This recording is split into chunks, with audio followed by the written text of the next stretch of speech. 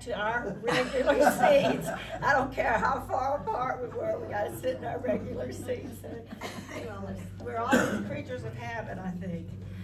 Before I start on this lesson, which is called The Day He Wore My Crown, referring to the Thorn of Crowns, how many times have you ever told somebody that they would have a crown in heaven, or they would have extra stars in their crown in heaven? Have you ever used that remark? Yeah, I had a good friend who moved in with her mother to help take care of her mother, and I always said that every week because she would take her mother and the elderly friends to the old S&S cafeteria. And I loved it, but every time I mentioned, she said once a week is all she could stand. She wouldn't go. But I kept telling her, I said, well, you've got all these crowns in your thorn, or crowns in your head for all this, taking these ladies, and they just loved it. So I think that, we might want to think about that along with this lesson. This is the third lesson in a series from The Beauty of Restoration. And this lesson follows the final days of Jesus' life. As I said, it's called The Day He Wore My Crown. And really, it's 5 verses that focus on the attempts of Pilate to secure the release of Jesus from the demands of the Jewish crowd. Last week, Bill brought us up to date, and he told us about the handover of Jesus to the Roman authorities led by Pilate. Now, Pilate was the 5th governor over Judea and Samaria. If you look at this map, he really covered a good bit. He's from here all the way down to this area here. There's another proconsul up here, but he's got the big brunt of what we would call Israel today. Before we start, I wanted to talk a little bit about who Pilate was and how did he arrive in Judea and Samaria. Well, when Herod the Great died, his kingdom was divided between his 3 sons. And they all were Herod something else. So it gets confusing in the Bible as time goes by, and they say, King Herod, not Herod the Great, but one of those many sons that took over. One son, Herod Archelaus, received Judea and Samaria. Well, he was cruel. He was a paranoid ruler, and the Jewish authorities asked that he be replaced, which I thought was kind of interesting. That gives you a little bit of autonomy if you can replace the ruler.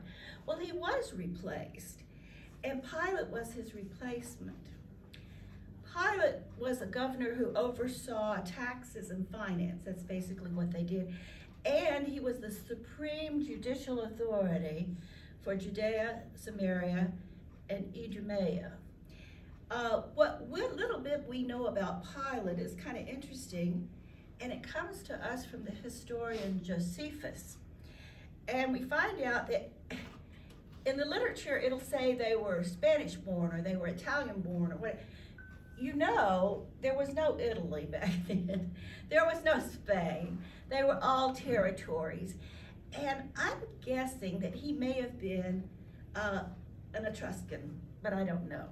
But he was born near Rome, and he had probably been in the middle class, which meant that he would have had some other jobs that gave him some power, and he maybe some military post, and he was kind of moving up before this appointment.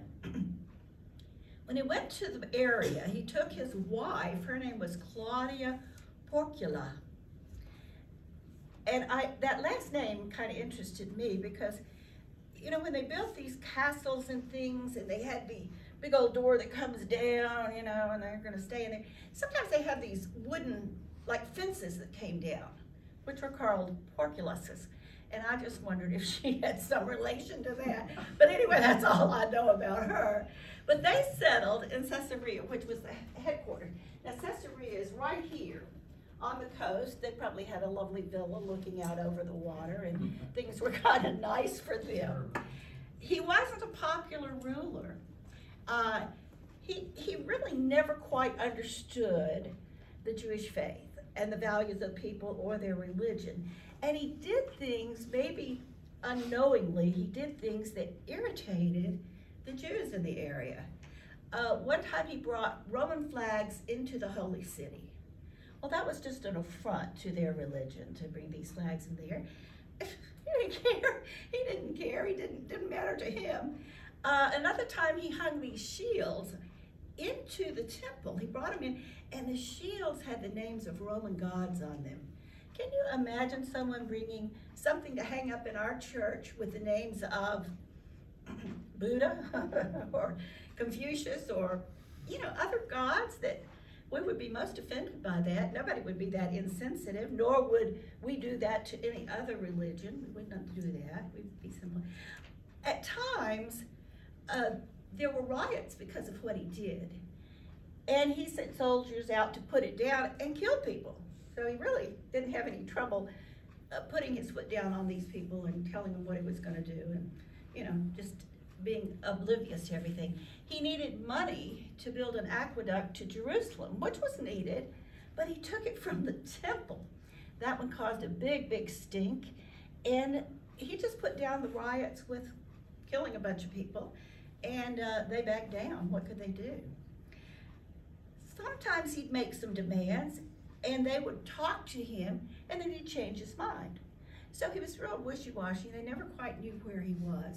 And he really wasn't popular with the Jewish leadership. They complained about him, but nothing is happening right now about getting rid of him. At the time of our lesson, Pilate was in Jerusalem, obviously with a bunch of soldiers hoping to keep the peace over the Passover feast in case something happened. Well, last week, Bill explained that the Jewish court could condemn Jesus, but only the Roman court could punish him with death. And this is what they were demanding from Pilate, the execution of Jesus. And for all of his lack of regard for the Jewish faith, Pilate did not want to execute a man he knew to be innocent of any crime. Well, that struck me as kind of strange. He didn't mind going in with soldiers and putting down a riot by killing a bunch of people. I questioned why someone he talked to, and maybe that was the answer, that he would stand up and say, this guy is not a criminal, he is innocent. Because he obviously killed lots of innocent people. So again, maybe it's just that he was wishy-washy. Pilate then found out that Jesus had grown up in Galilee. So he thought, aha, this is the answer. Herod Antipas had received the area of Galilee up here. And he was also there that week for the Passover feast.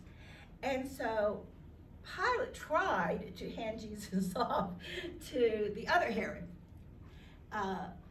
It didn't work. I think Herod Antipas was probably as wise as maybe Pilate, and he knew he's trying to give me a bunch of trouble. I'm not going to take this trouble. Jesus had grown up in Galilee. He had preached there. He performed miracles. So maybe it would have been logical that he would go there, but that didn't work for them.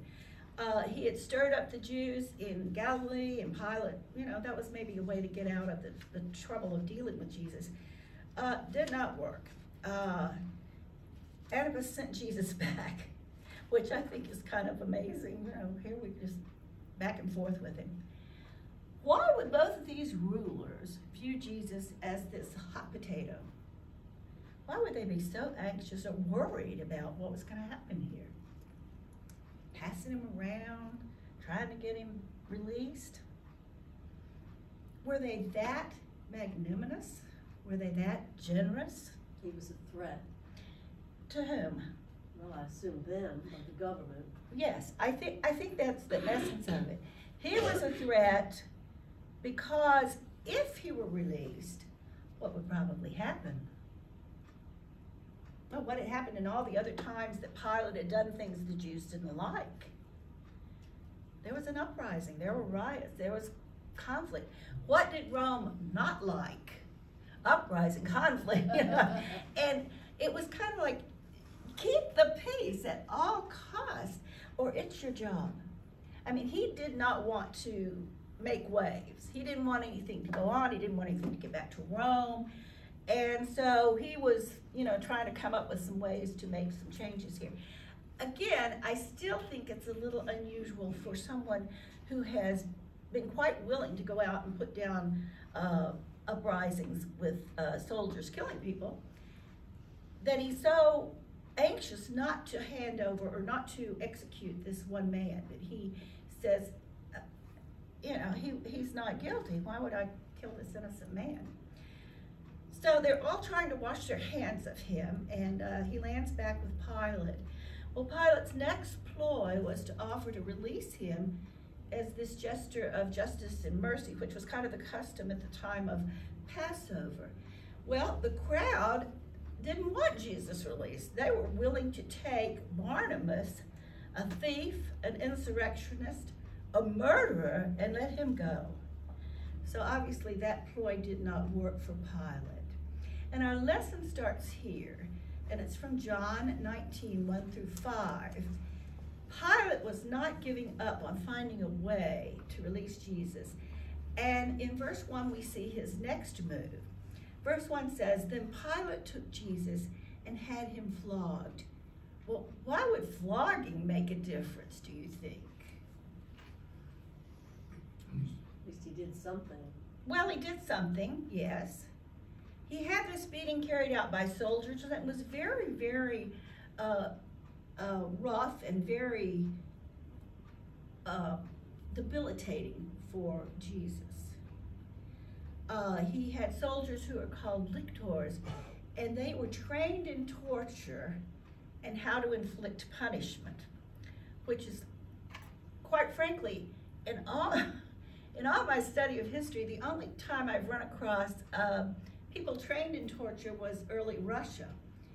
And there were torture societies there, and they would torture each other just to see who could stand it, but they were trained that way. But these men were trained, and interestingly enough, they would use the whip that most of us are familiar with. It had a handle, and it had leather strips, and at the end of each leather strip was either a piece of bone or a piece of lead, which would tear into the skin and cause a lot of destruction. I'm not talking about one whip where we always see, was it the cowboy getting beat up or something and whipped in a movie or something. No, this was much more punishing. These bits of bone or lead would bite into and tear the skin. A lot of times people who were beaten in this way would actually die from the beating. Well, why would that, or why did Pilate think that this might in fact save Jesus? Maybe the crowd would feel sorry for Jesus. I think he thought that he would bring him out. He thought that would satisfy them. And they'd look at him and they'd think, okay, he's had enough, that's it. It did not work. They were not interested in this. So we go to verse 2 and 3, which tells about further humiliation. This is John 19, 2 and 3. "The soldiers twisted together a thorn of crowns and put it on his head. They clothed him in a purple robe and sent him up again and again, saying," or they went up to him again and again, saying, "Hail, King of the Jews." And they slapped him in the face. Well, the time period for these two verses is a debate. And people, I guess historians, are not sure if the flogging of Jesus took place before or after the sentence of crucifixion. We do know that it did take place and was on the order of Pilate. The crown of thorns and the purple robe may have actually happened to Jesus when he was sent to Herod Antipas, and then when he returned to Pilate, he had the crown and the robe. At any rate, this attire and this crown were used to mock Jesus before the crowd. Obviously, purple was the royal color. It was a cloth or color that was very expensive to produce. So only the kings and wealthy people got to wear that robe color. One thing said the robe may not have been truly purple, may have been red, kind of looking like it. And I have to assume that it was not a brand new robe. You can imagine it was probably some cast off that he got to put on. And then the crown was put on his head, and this is something we're very familiar with because every depiction of the crucifixion that painters through the centuries have done showed the crown on Jesus' head. It was made from twigs and thorns, and they think possibly it was made from the date palm. I've heard of date palms, and I did not know that the date palm could have thorns on it that were as long as 12 inches. Now, y'all, I can't even imagine.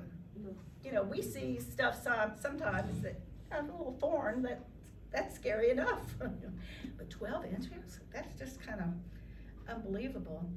And of course, the crown was placed upside down on his head. And this meant that it would cause wounds, it was bleeding. That's why we always see the bleeding from the head, and, you know, him looking like that and having this robe on was a humiliating situation. They knew that the robe would eventually be pulled off, so again, that would open those wounds that were on the back if this beating took place before then. And again, thinking, well, you know, maybe people would have a little sympathy for him because of this particular situation. But again, it did not happen. The soldiers were mocking him, and I just assume those soldiers did that to every prisoner. I don't think they took time to realize or know or even care who it was. You know, they just were mocking.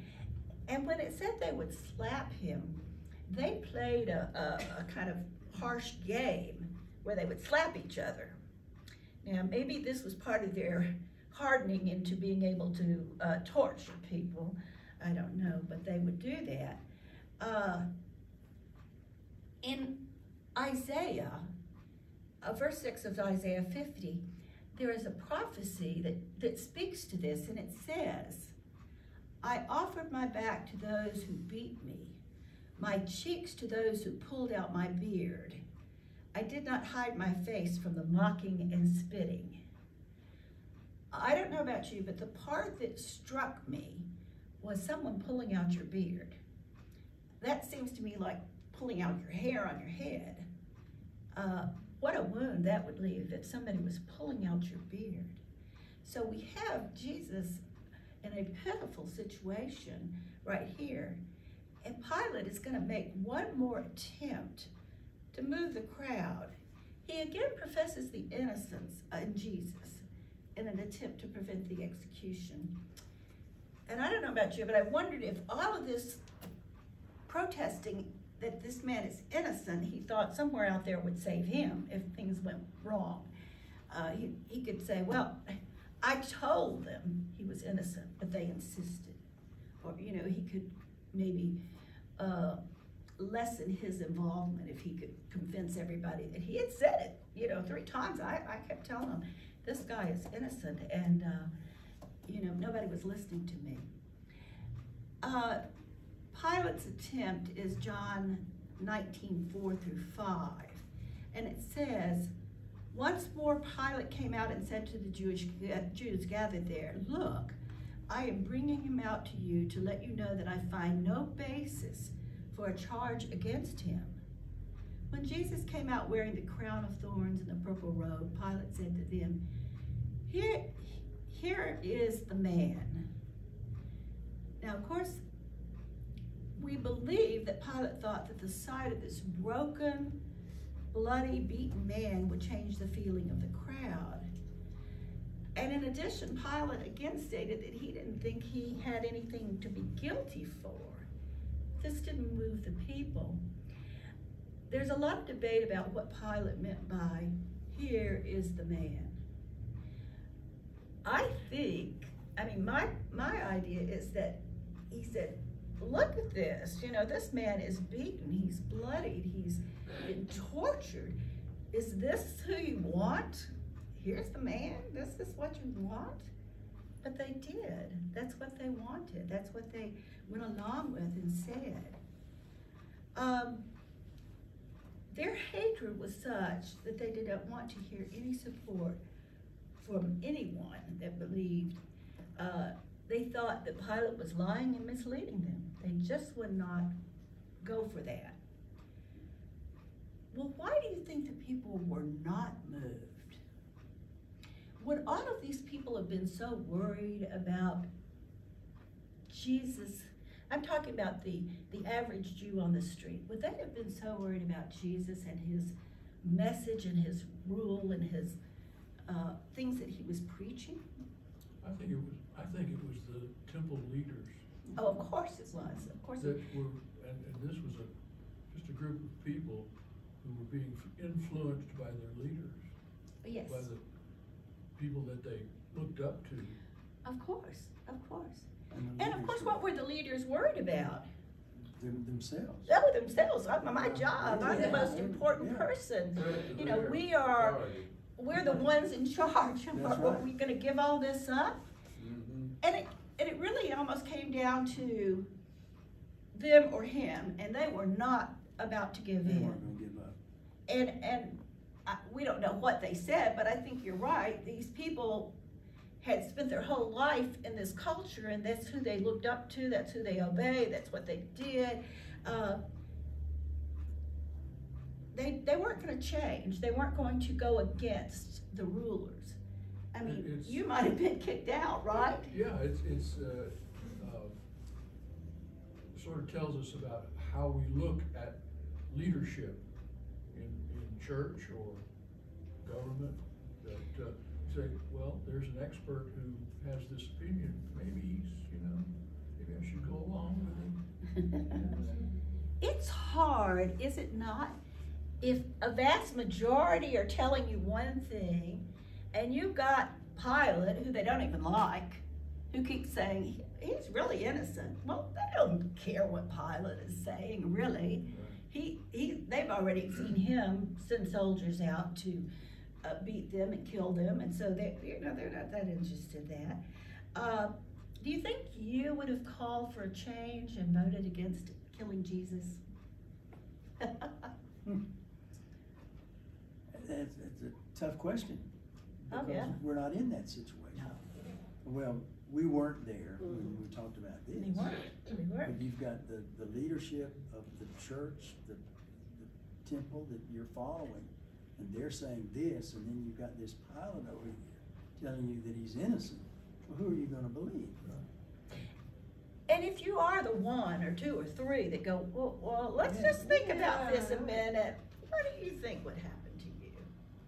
Well, the crowd might attack you. The Yeah. crowd might be opposed to you. The leadership would certainly have things to say to you. And it would not be easy to even be brave enough to say, no, let's not do this. Well, this lesson is named The Day He Wore My Crown. But he really did more than wear a fake crown. I think the crown is very, very symbolic to all of us. We know immediately what is being talked about. But the punishment of being whipped and beaten and spit on, I think would be even as disgusting and horrible as that crown. And that was the day that he took it all on and didn't challenge it, didn't call on God to change things. He prayed about that. He knew what his mission was. He knew that this was the way to absolve all of us from sin, to take this on. I wondered if Jesus even knew how horrible it would be, how difficult it would be, how painful it would be, because he was man at that time. He was a man. I mean, Yeah. I get a hangnail, I'm over it, Please, stub my toe, I'm dying. I mean, really, I don't mean to make fun of it, but I'm not sure, how long you could hold it up under all that. I don't want to know. I don't want to have to be tested. But I think we can, in a way, put ourselves in those positions, and we can understand that kind of pain and pressure and that has put on him. What other things? symbolized our sin that Jesus took on? What other things symbolize our sin that Jesus took on?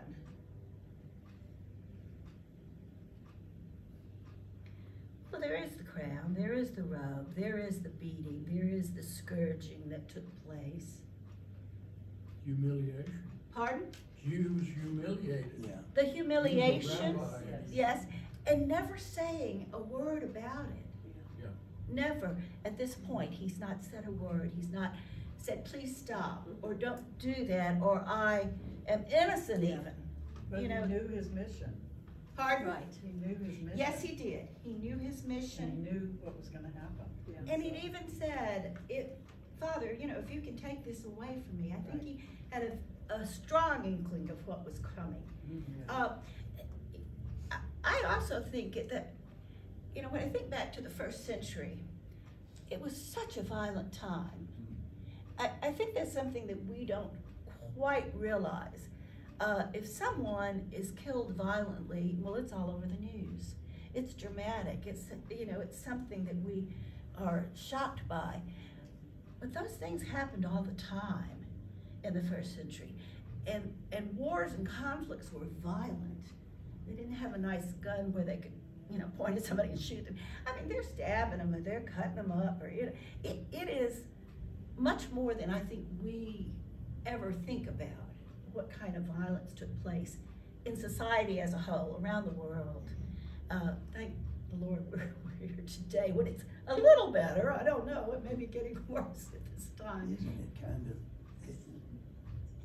hard for us to understand what's going on there, because we know what ultimately happened Oh, yes. and what Jesus was doing and how he came for us. Mhm. And we didn't know that at that point. So, you know, studying this lesson and reading, it's a difficult time.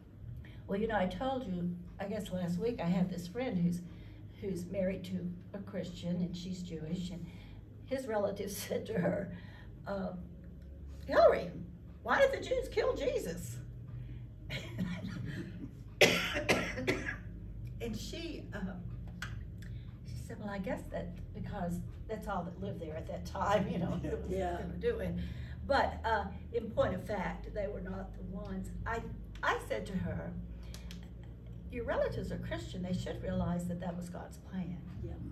And I said, that's the way we look at it. Excuse me a second. We know Try the not to end. do this. We know the end of the story. We know the end of the story. And I told her, I said, we believe his death on the cross was the plan that God had, no matter who brought that about. I said, we believe that. And I said, if your relatives ask you again, tell them that and see what they say. But who knows? I'm gonna get out of this so I don't start this. In response to Jesus' suffering and sacrifice, what are we supposed to do? Believe it. Pardon? Believe it first. Believe. Believe it. Follow him. This is, you know, our reaction to what is really Jesus' love and his humanity. What are we expected to do? Believe it? Follow it?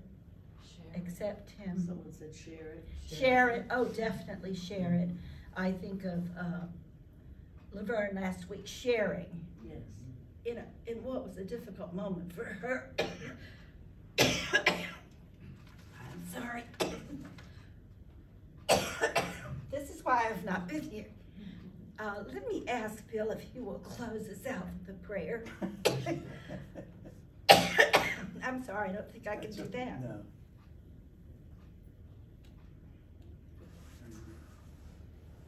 Father, we thank you for this lesson. Help us to realize the situation that was going on at the time and the love that you have for us and what you did for us and what you did for us so that we can follow you and we can live a life as Christians. In Christ's name I pray. Amen. Thank you. Thank you so much.